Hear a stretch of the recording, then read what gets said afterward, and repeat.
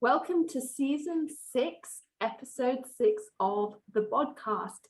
And today we are lucky enough to be joined by Dr. Emilia Thompson. Emilia is a registered nutritionist, educator, lecturer, PhD holder, and bikini competitor. She is also an online nutrition consultant working to help people improve their health, body composition, and their relationship with food. And I guess in this day and age of social media, that's becoming even more relevant and important. So Emilia, thank you so much for joining us on our podcast. We've been looking forward to this for weeks. So welcome. Thank you. Thank you so much for having me. That was a really nice intro, so thanks. Well, we've already just discussed before we came on that Andy is on his way to the UK. So he is podcasting from his car. So we're giving him 10 out of 10 for effort for this podcast. Because Kenya just came off the red list to the UK. So that kind of put a few spanners in the works for him. But yeah, like I said, we've really been looking forward to having Emilia on. So nothing would stop us. So Emilia, could you give us a little bit of your background? I know you were a bikini competitor, and kind of what took you to this path where you are currently. Sure. So I have always been super academic. So like you said, I have an undergraduate in sports science, a master's in sport nutrition, and a PhD in exercise physiology. But whilst I was doing all of that and studying, I worked in elite sport and I wanted to work in more performance sport. But at the same time, I fell into weightlifting and fell into the bodybuilding world whilst I was doing my PhD. And from that, fell into the world of fitness, which opened my eyes to kind of the state of evidence-based nutrition and fitness, the state of the authenticity or lack thereof of the people's relationships with food and fitness, and the glorification of what fitness nutrition looked like and how different that was from actual health. And so when I started competing, I kind of just delved into some of the research around dieting, and because I'd never dieted before, I'd been a kind of chronic restrictor for my whole adult life. And so I didn't really know that dieting can impact your relationship with food. And when I fell into competing and made a lot of friends within that world, I found out that actually extreme diets can be really triggering for some people and really damage their relationship with food. So I kind of fell into all of that research and just kind of took it upon myself to just put out as much scientific information as I could into the realm of fitness and health. And then I started lecturing in sport nutrition, and a lot of my students would follow me on social media and they would always say like why don't you do this full time? And so I kind of just after a while just moved through that, and I started consulting more, and then I dropped my lecturing quite a lot, and so now I've got this space in the industry where I have some coaches who work with me, and I also run an online course called EIQ Nutrition where we teach this stuff. We teach like compassionate, holistic, evidence-based nutrition, trying to take the idea the way that it's all airy-fairy and all of this outside stuff outside of macros, is to remind people how important that is, as well as just this is what a calorie deficit looks like. So that's basically where I'm at now. I just think that it really is so important now, like you say, with social media, what you see and what you get are so different, fitness versus health. And I mean, Leon and Andy are bodybuilders as well, and just seeing the men's perspective, disordered eating, and all of that, and just having followed you and your message, it's such an interesting topic. So I guess, how would you define disordered eating? I think that, well, our relationships with food kind of exist on a spectrum. So you've got, at one end of the spectrum, you've got what we would class as clinical eating disorders. So those are the things that most people have heard of: anorexia, bulimia, binge eating disorder. They're at one end of the spectrum, and then at the other end of the spectrum, we've got an optimal, healthful relationship with food that looks like no food preoccupation, not dieting, eating intuitively, in a good relationship with your with your body. And that's at the other end, and eating like a variety of foods, making sure you have enough nutrients, etc. And then everyone usually falls somewhere on that spectrum. And disordered eating is really any way of eating that negatively impacts your life in some way, or it impacts the way that you live your life in some way. And it's such murky waters, because if you ask one person what disordered eating is, they'll tell you it's dieting. They'll say dieting is disordered eating. Whereas if you ask someone else who is a health professional who maybe works people to diet them for their health reasons, they say, well, it's not disordered eating at all. It's actually helpful to their relationship with food, because maybe they have a bad one already. So there's no kind of distinctive answer to that. But I think that you kind of just have to think about, where do I fit on the spectrum, and does my relationship with food or exercise or my body negatively impact my life in some way? Then that's usually what we'd say that's a red flag for potentially that's disordered eating. Mm-hmm. So we had Dr. Gabrielle Fondaro on, and she sort of coaches sort of the intuitive eating as well. And we just touched on it, because that also, I don't know, it's hard to define what is intuitive eating and how people take it, and how social media markets it as something completely different. So to you, what is intuitive eating, and is that how you coach? Or I know you talk about mindful eating. Is there a difference?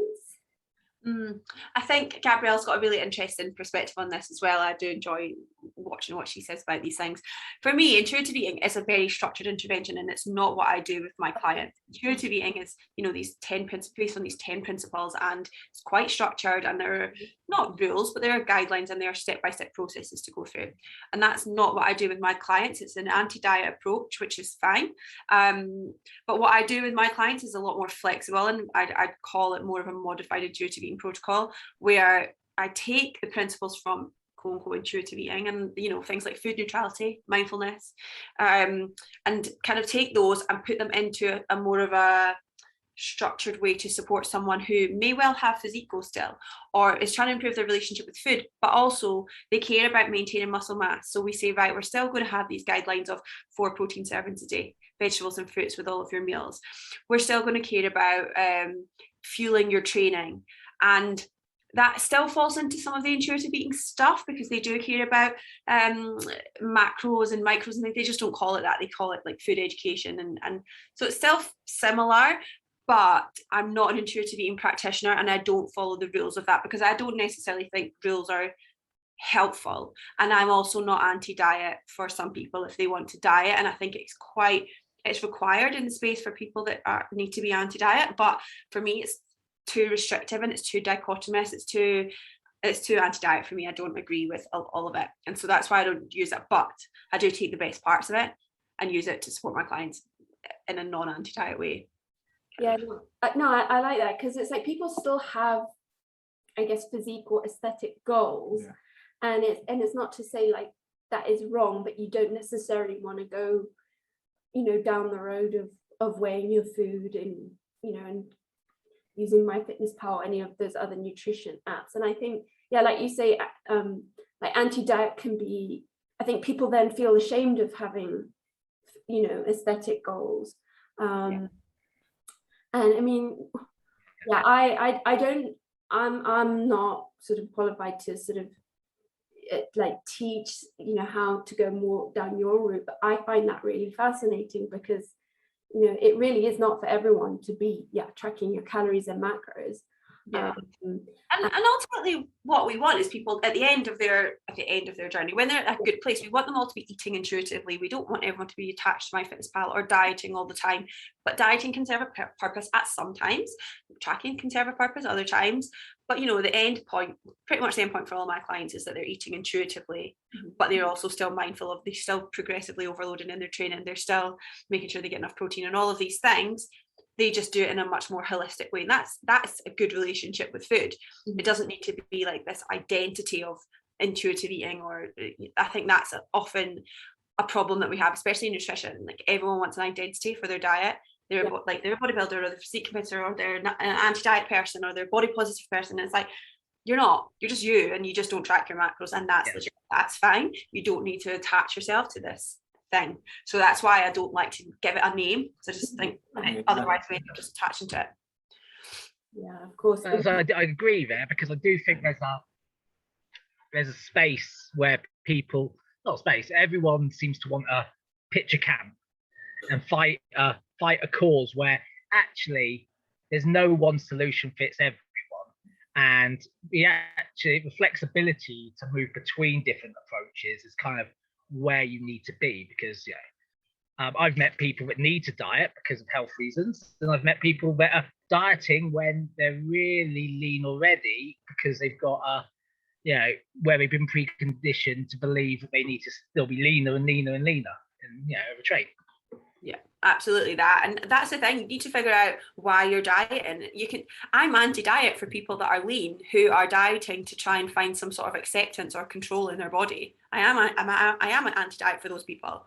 But like you said, if you've got somebody who's in a larger body who potentially could benefit from the behaviors that come with dieting, then you can't, to be anti-diet for someone like that who can benefit from it is really unhelpful. So do you think it's useful for people to have a background with tracking calories and macros for a period, or not necessarily? My position on this has changed quite a bit. I used to say that. I used to say you should have this understanding first, and that's how you can then learn to eat intuitively. Mm-hmm. My position has changed slightly. I think it can be really, really useful, and if tracking is helpful for you, I think it's a great thing for everyone to do to understand macros and stuff. I really do, but it's certainly not a necessary prerequisite. If you have people, for example, who have never tracked before, but you put them into more of an intuitive eating intervention, they don't gain weight, they don't lose weight, but they get healthier. We see various changes in health, health markers. So you can still get loads of benefits from kind of eating intuitively and not having that kind of background of tracking. And you can also understand portion sizes and learn about healthy nutrition without putting it into MyFitnessPal. Before MyFitnessPal, we had portion sizes, we had fists, we had half a plate. Yeah. It's just that's what we have now, and it's so easy. And it's so, I think as coaches, we take advantage of that a little bit because it's easy for us. It's so easy for us to be like, here's your macros, and go off. We don't have to say, well, what does a portion look like to you? What size are your plates? And so there's so many ways to do it. I think it can be super helpful, but I definitely don't think, which I used to think, that it's a requirement beforehand, personally.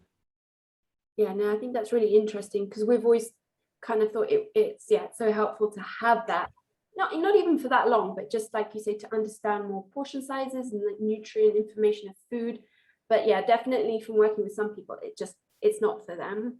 It's just too confusing, or already it's just all consuming.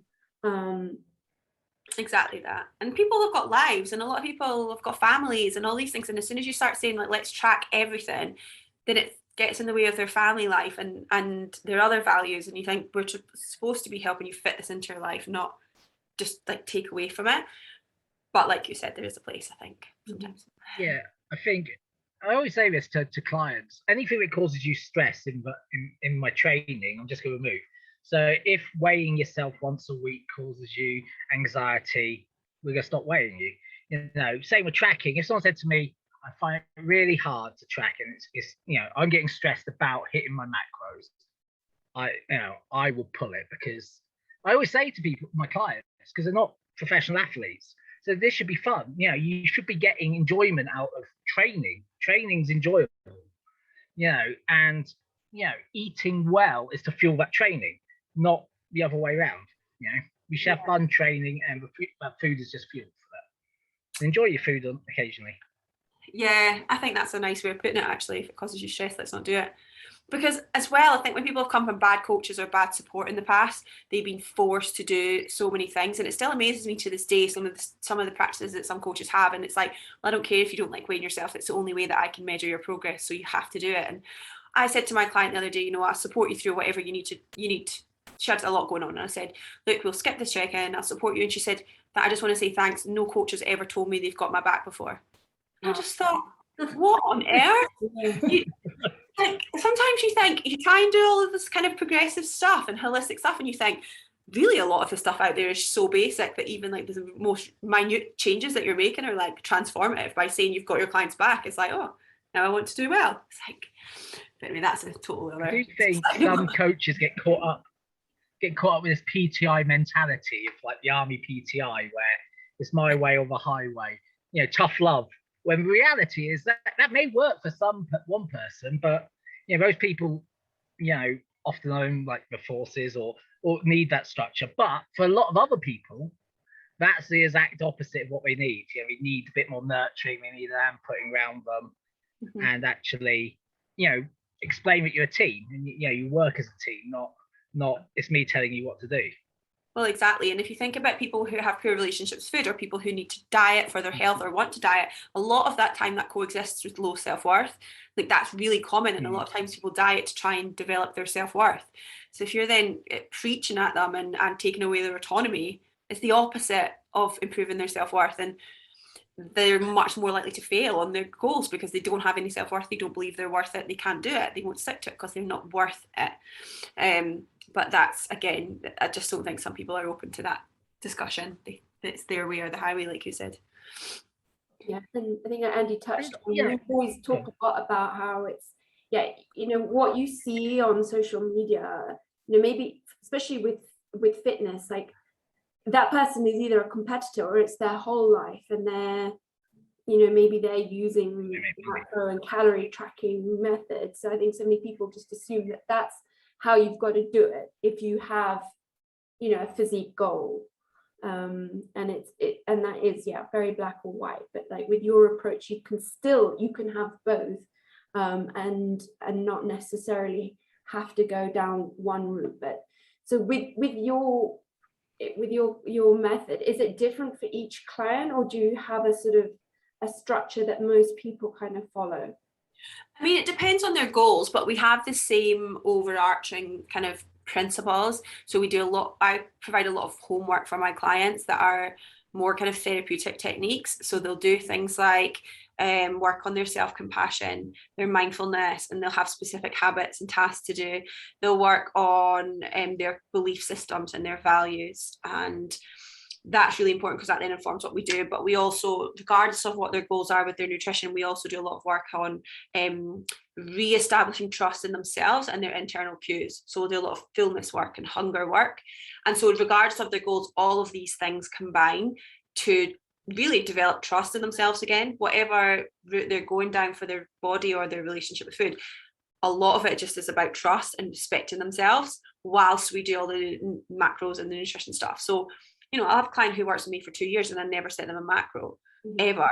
And yet we're doing something every single week, because every single week it's like, oh, actually, do you include essential fats in your diet? Okay, let's focus on that this week. Do you trust yourself to go out to eat? No. Okay, so what do we need to do here? And I think this is one of the issues that we have with coaches again. Like, people are scared not to give macros because they don't know what to do. And so it's about thinking, well, what do my clients actually need? They need to develop this trust in their internal cues. How can we develop that trust in their hunger and their fullness signals again? And how can we develop someone's self-worth and self-compassion? And that might look like things like starting a gratitude log and journaling. It might look like introducing meditation. It might look like writing yourself self-compassion letters or doing some body image work. So I've been running my company for about 4 years, and I have 6 coaches that work beneath me, and so they all have the same documents, the same sources, and the same homework stuff, and we all use the same sort of thing. But like I say, some of our clients are trying to gain weight, some are trying to lose weight, some are trying to just feel at peace, but they all have the same strands like within that. I think they're all really important for your relationship with food. Andy, sorry, I think I interrupted you. You were going to say something. No, I thought I was interrupting you. I was going to say, there's one thing I wanted to touch on, and and speak about. It's something I had a conversation the other day. After my dog died, I was on prep, and it's about food as a coping mechanism.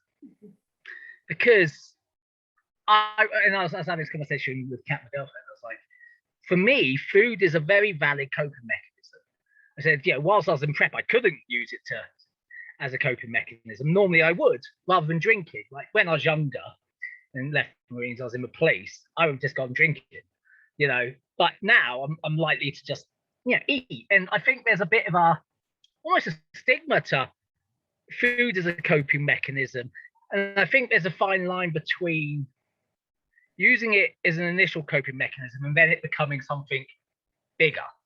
Like I remember like last year when my dad died, I went out for my birthday the week later, and I went to a food festival, and I ate 20,000 calories plus. And it was great. The food was great. Not what happened was horrible, but the food was great, and I did genuinely have a good day because of it. So I would just like to have this sort of discussion about food as a coping mechanism and how we portray that to clients. Because I've had clients who've gone through hard times. They said, "Oh, I went crazy at weekend. 4 packs of cookies because something bad happened." I'm like, and I always say to them, "Well, that's life. Life comes up, and that's okay. That's okay. We're not gonna allow it to become a habit, like where you are binge eating or whatever, but as a form of initial emotional support, if it helped, great." Yeah, I think you're totally right. I think like food is a legitimate comfort strategy, providing it's not your only comfort strategy, I think. And if it's actually bringing you comfort, like if you're heartbroken and you eat a tub of Ben & Jerry's and it brings you a little bit of temporary comfort, that's absolutely fine.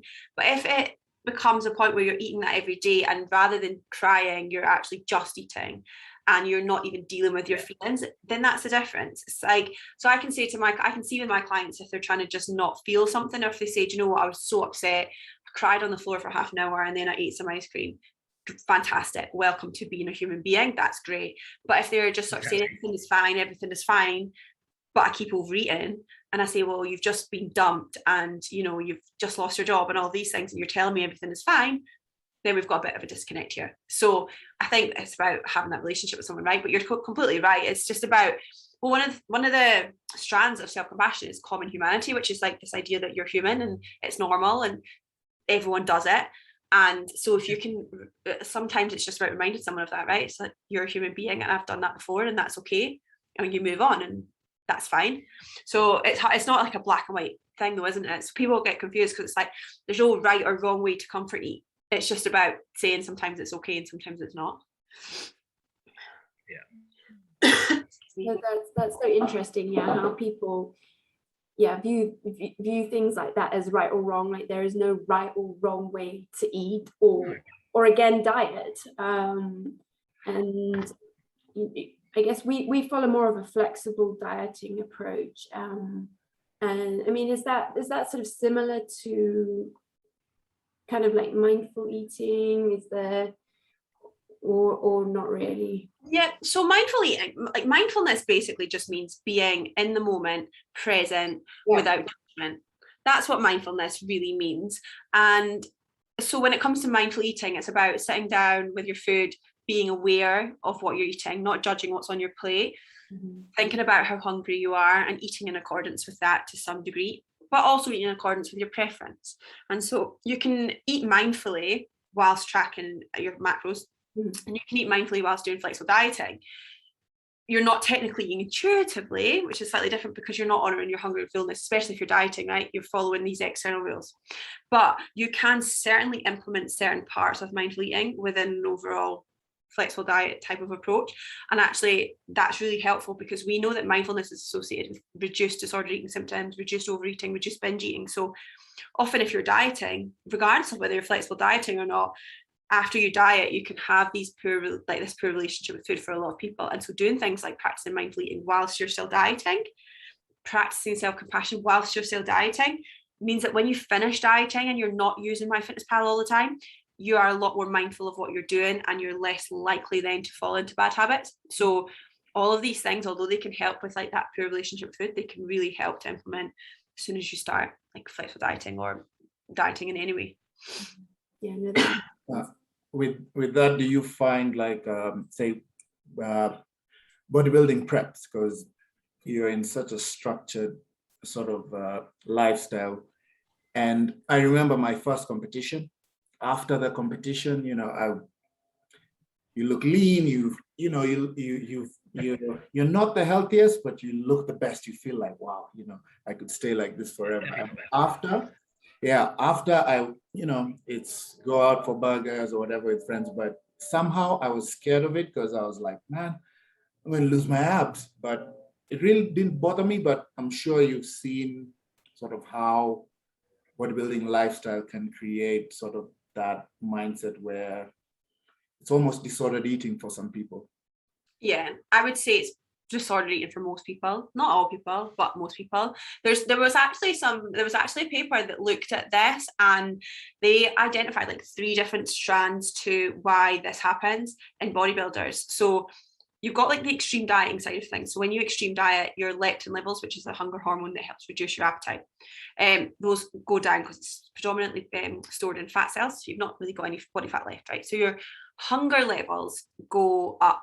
Also, your other hormones change, and you've been quite restrictive. So you've got this increased biological drive to eat, even regardless of anything else from that diet side. You also have maybe 16 weeks of total self-surveillance. Every single day you're looking at yourself. You become obsessed with the way that you look. You're getting critiqued on that by other people as well. So you've got this kind of second strand of just consistent self-surveillance, which increases your risk of poor eating habits. Then you've also got like this precursor to bodybuilders, and this is one that this cut me deep a little bit, because people who go into bodybuilding have a lot of the similar traits of people who develop anorexia.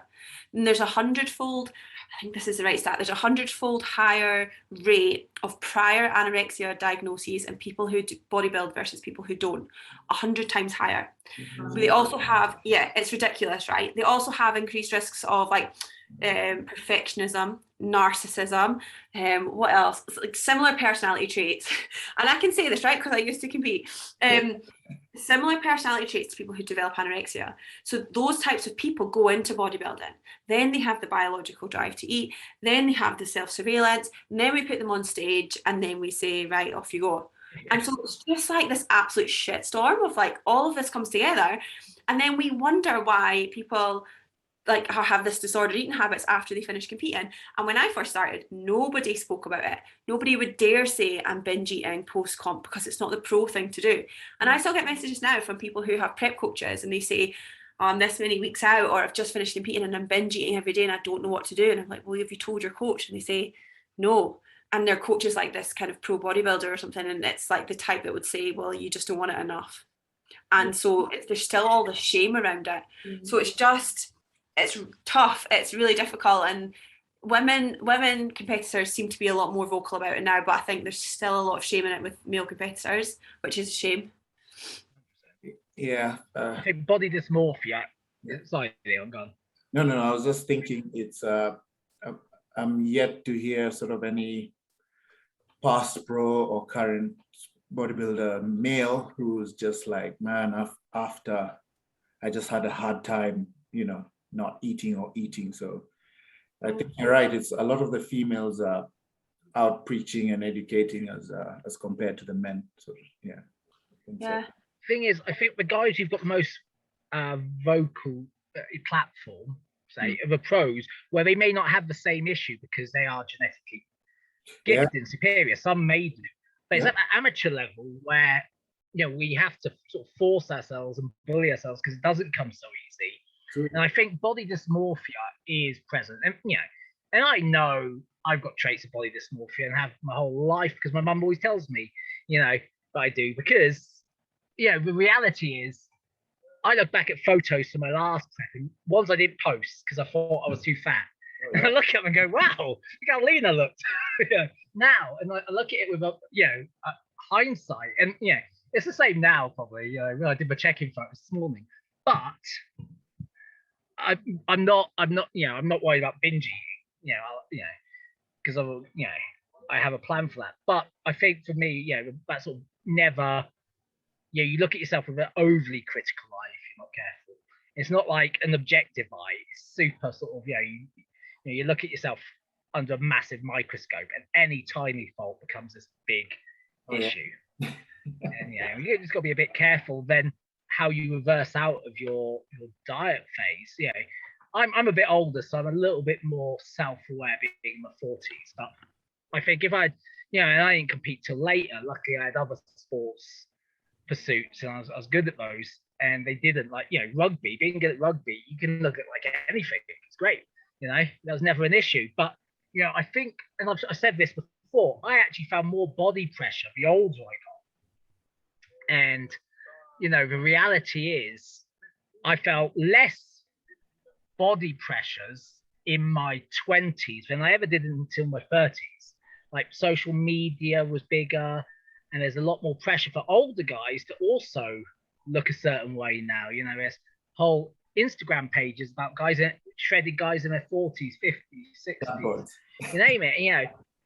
And that's now, you know, yeah, that's not why I got into bodybuilding. I got into bodybuilding because I needed a competitive outlet on these, you know, and it's more about the actual training. You know, being on stage in my pants is like the least fun bit of it. But, you know, it's just, you know, keeps me focused, I suppose. But there is that sort of fine line across all that spectrum between where is it going too far, and I see it a lot with especially younger guys, you know, that sort of narcissistic tendencies where if you speak to people, you're like, yeah, you probably need to take a step away maybe for a little while.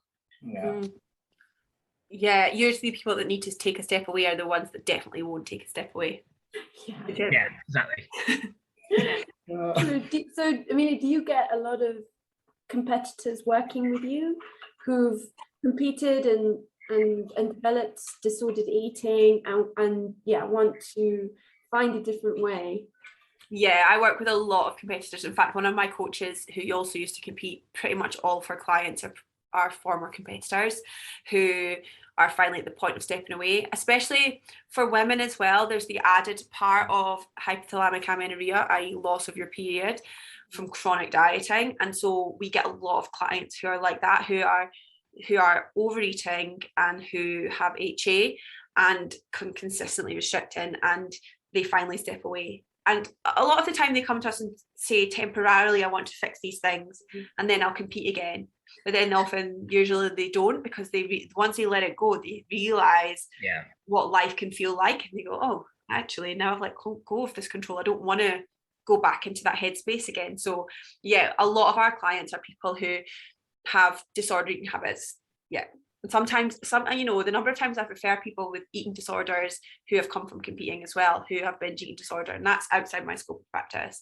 And it's not necessarily come from competing. They've usually had tendencies in the past, and then competing's controlled it for a while, and then they finish competing, and it's really bad. So yeah, I see a lot of it. Yeah. And do you transition them? Or is it just like, you know, if they're coming from using MyFitnessPal and tracking every single thing, is it cold turkey, or do you transition into a different way? Yeah, it depends. So I kind of see this as kind of like two different strands, and I teach this quite a lot, this movement to remove and tracking. If you're somebody who really controls dog. Don't worry. Don't worry. If it's someone who really finds control in tracking, removing it completely can feel like too much, like just taking it away. So it might be more phasic. But if there's somebody who is regularly overeating, not binge eating, but just regularly eating, like emotional eating, etc., then actually cold turkey can be really good. Following some guidelines, but making sure you're eating regularly, for example, is really important. But actually just removing tracking can be the best thing, and it just removes a lot of stress as well. So it kind of depends on what their start point is, really. Yeah. Something I wanted to touch on, something you said about people coming to you with eating disorders. This is something I've seen. Too many coaches are quick to take on people that are clearly showing signs of, you know, having an actual clinical issue, and for some reason, you know, it's obvious, but they won't turn them away. And I think, you know, and I've read you've talked about this before in some of your posts about, you know, staying in your lane and knowing where you sit as a coach. And it's something, you know, we've talked about on the podcast, you know, about how, you know, you need to be able to guide those people towards getting professional help rather than getting them money to coach on, you know?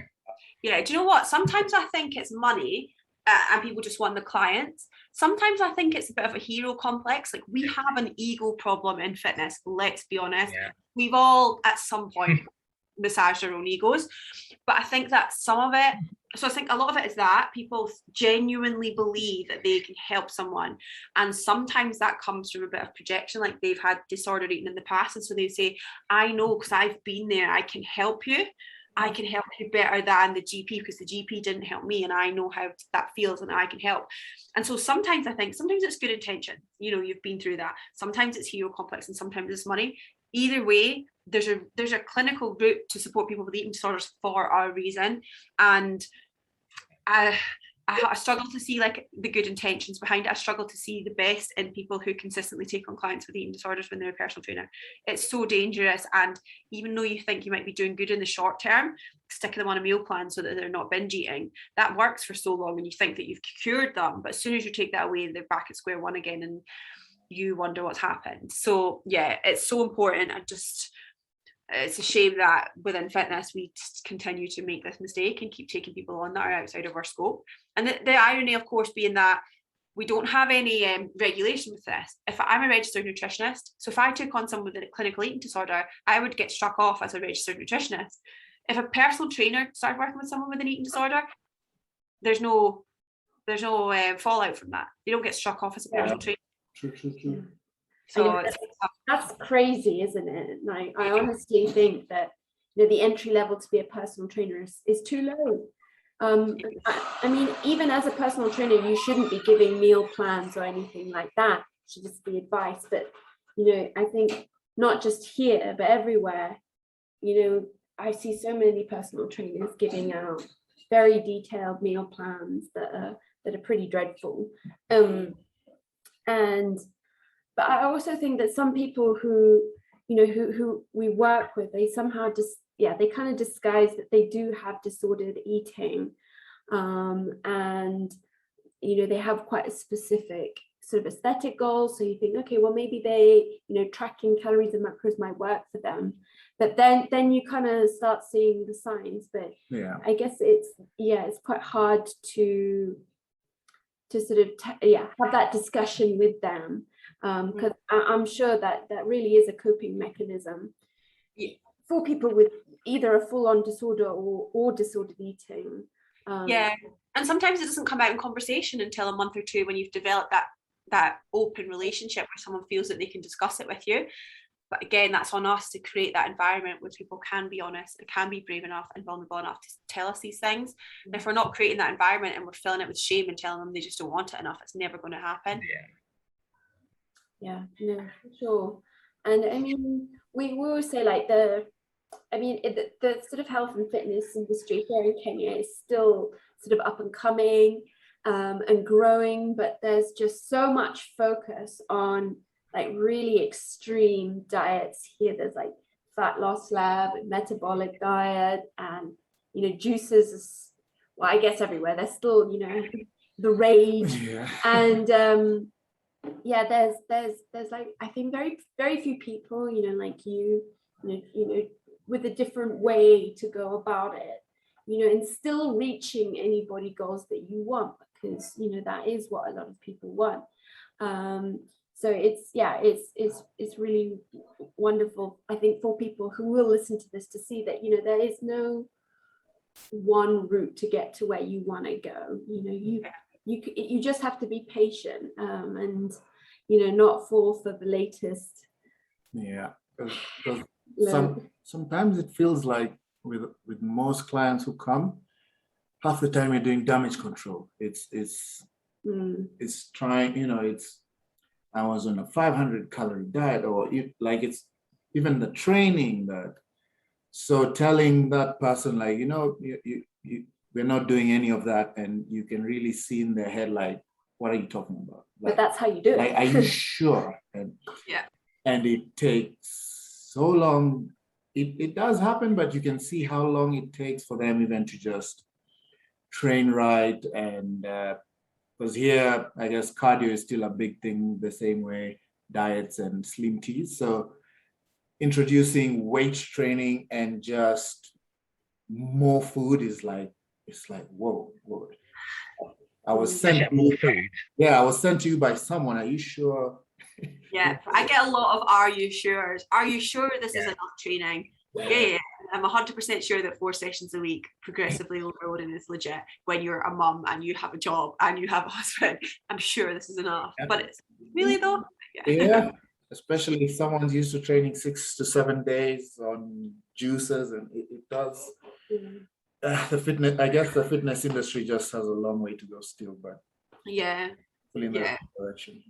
And I mean, it's all the It's one of my favorite things to do though, is adding, sorry. No, go ahead. One of my favorite things to do is when someone comes to me and I go, right, these are your calories, and then they go, well, why is it so much food? They do a week of, and you go, get this my own protein. We'll work on protein first. It's just so much food. I feel so full all the time. I was like, well, that's good. So it's like, it's good to be full. Yeah, absolutely. Yeah, but you just think some people, especially, well, our generation, they've come from dieting since the age of 16. So they've been dieting for 15 years. So to say, you can still diet, but let's try it in this way, is like transformative. Of course, it takes more than a couple of months to get buy-in sometimes, because we've literally been on a diet for 15 years, doing all these stupid things for 15 years, and everyone's fed up, which I get.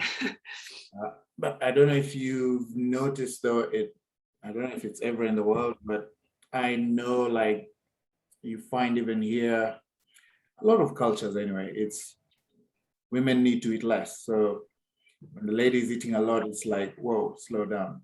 Then for the boys and the men, it's, you need to eat more. If you eat less, it's like, why, so somehow I think even before social media, there was still that sort of, it's ingrained in a lot of people. And I guess it stays with you even though you don't know it. And I completely agree. Do you know, I've got clients near you, actually. I've got a couple of clients near you, and I've got a couple of clients from various different backgrounds and cultures throughout the world. And it's really interesting to see the dynamic, because every culture's got some sort of patriarchal dynamic, and that impacts the men and the women. It's not just screwing women over here, but it's sometimes really difficult to hear someone say, like, for me in the UK, if my dad told me I was fat, I would smack him in the face, because he's like, that's outrageous. But I know that in some cultures that's quite normal, and it's just still so normalized to this day. So how you then speak to a woman who's a daughter who's been told her whole life that she's fat by her dad, and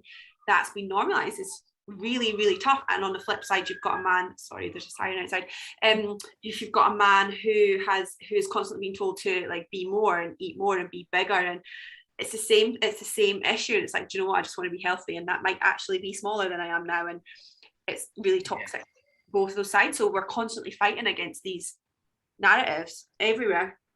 Yeah. And I've had good discussions with some of my clients and with Andy, because he's got a daughter, and it's like, how do you go about sort of, especially with young girls, like they see you dieting, kind of how you go about that discussion of sort of why you're doing it. And it's not about, associating your self-worth with how you look, but you can still have that goal. So it's really hard. What's your sort of take on that? It's so hard, because I try and do this on social media all the time, nuance, and it always gets picked up incorrectly by you see it how you want to see it. So we've all got our own lenses, and we will read something that's got nuance in it the way that we want to read it. I put a post up today and someone's like, I don't understand this because it's nuanced. So how you then have that conversation with your child is so tough. One of my clients is getting this skin removal because she's lost loads of weight, and she's been debating it because she doesn't want to say it in front of her kids because of that same reason. And I honestly don't know the answer. I think kids learn by what you do, not by what you say. So even if you are dieting, making sure that you're not completely excluding foods, making sure you're practicing food neutrality. If you can still eat with your family, bodybuilding is going to be slightly different, but in general, if you're dieting, you should still be able to eat with your family and eat with your kids, so that they don't look at you and say, well, if mum can't have that or dad can't have that, then I can't have that. So I think a lot of it is they pick up our actions. And I think one of the really common things, and something that came up when I'm training to be a therapist, and something that comes up a lot there is these interjected values that we get from our parents. So if I was to grow, this didn't happen to me, but if I was to grow up and watch my dad say to my mom every time she dieted that she looked great, or made comments about her weight, or he was more affectionate every time she was a bit thinner, as a child, without him even saying anything about that, I would grow up thinking, oh, you're more loved if you're skinnier. Yeah. And that's just, that narrative goes into your head. And then as you become a teenager and an adult, that's what you believe.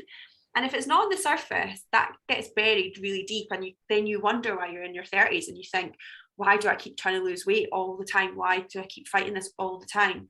And then it's back to like what you saw when you were 5 years old. So it's so tough. It's so tough. But I think all we can do is work on our own relationships with food and use that as a bit of a model. Yeah. Well, I think you handle it really well, Andy. Like, you know, she. Yeah, it's tough though. Yeah, because I'm a single dad, so it's just me and Kaya. So I've got no one else to sort of foil off. But until she goes to see her mum, but her mum also works in fitness in central London, so it's not necessarily, you know, it's kind of, you know, and her mum's tiny. So for Kaya, you know, I always talk about, you know, like sport. She doesn't particularly like sport, but I always just talk about, let's go for a walk. And actually I put the fun into what we're doing, exercise. Yeah, if she wants to eat, she can eat. What I do worry about is how militant she is with my eating.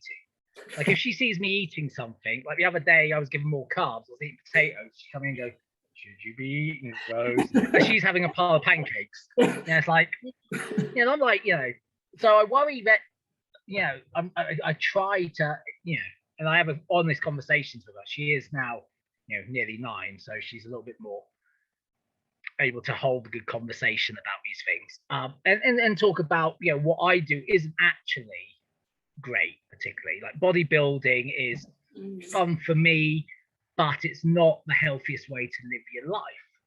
And you know, and we have these, and we can have these conversations now. And I, you know, I think she just enjoys telling me off when she sees me eating stuff. But she's I don't want that to spiral into a later life, but yeah. But yeah, and we say, you know, the main thing with her is, you know, I always tell her, you know, she's eating something, you know, just enjoy it. You know, we focus more on the sports stuff. Like when she, you know, wasn't winning in sports day, she's more upset about that and said, well, that's okay. You don't have to be good at sport, but if you want to be better, let's do a bit of sprint training and stuff that I know a little bit about, you know, and we'll just have a bit of fun with it. Yeah. You know, get you out of the horses a bit more because we've got the horses, and, you know, and I supported her on a tennis tournament, parent and daughter tennis, and I haven't played in 20 years. So, you know, that, you know, but that's the thing, it's like, you know, I like her to enjoy the activity rather than focus on the food. It's just how it is, yeah. Definitely a good approach, I think. Yeah, because otherwise it does start so young. I mean, we were young, lucky not to grow up with the availability of social media now, because I just think that must be, I can't even imagine being a young girl with all of that. I really, it must, you're bombarded on every side, and it's so, I mean, good and bad, because there are great people like you know, who you know, young girls can follow, but then on the flip side, there's just so much bad info out there, and it really is, you know. Sorry, Andy? We talk about social media, you know, and negative, and it can be very positive. But I look at my mum's generation though. My mum, when I was growing up, she's a very disordered eater, and she has been, you know, when she was younger, had eating disorders, and you know, she had problems, you know, because she grew up in an era of people like Twiggy and stuff, and her, you know, the birth of the skinny supermodel. And my mum was always told by her own mum that she was a bit porky at times. And so ever since I was a kid, all I remember is my mum dying. And even now, she'll skip meals. And I'm like, Mum, just eat. You know, she'd go, oh, no, cholesterol. What, you're just not going to eat because of cholesterol? You know?